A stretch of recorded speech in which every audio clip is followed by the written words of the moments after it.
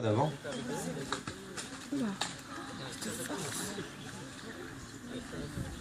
Donc ça paraît très ridicule d'ici, hein, mais juste les petits coups qu'il met dans l'herbe comme ça, pour nous, ça fait du mal. Hein. Donc quand je vous dis au niveau du poids, il faut savoir qu'un chimpanzé, on va estimer sa force à celle de 5 à 7 hommes réunis. Donc on est sur des animaux quand même très puissants, avec lesquels on ne peut pas rivaliser. Moi on me demande souvent pourquoi on ne rentre pas avec les chimpanzés. Donc il y a des animaux pour lesquels ça ne nous viendrait même pas à l'esprit, comme par exemple une panthère. On n'a pas envie de rentrer avec une panthère, il faut savoir qu'un mâle chimpanzé est capable de tuer une panthère. Donc c'est des animaux qui sont très puissants, sauf que juste depuis tout petit on nous a montré une image du chimpanzé qui fait de la lessive, qui fait du cirque ou qui danse avec Tarzan.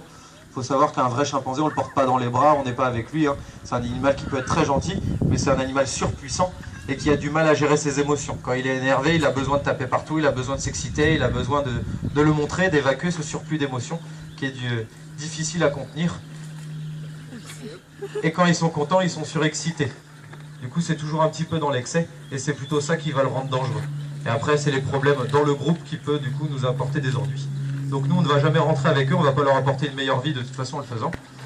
Donc quand ils sont sur l'île, je peux aller dans les cages du bâtiment pour nettoyer les loges, et quand ils sont dans les loges, moi je suis dans le couloir du bâtiment protégé par des grilles, et je peux après aller sur l'île quand ils n'y sont pas.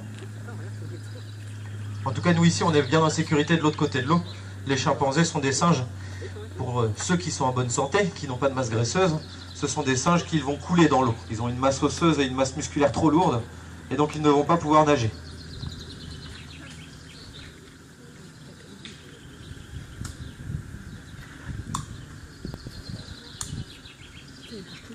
C'est peut-être bon, non ?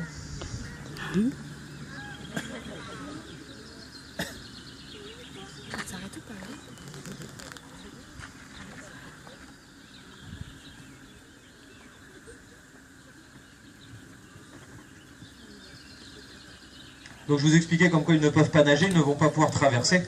Après, c'est des animaux très rusés, les chimpanzés. Et comme les autres grands singes, ils sont capables...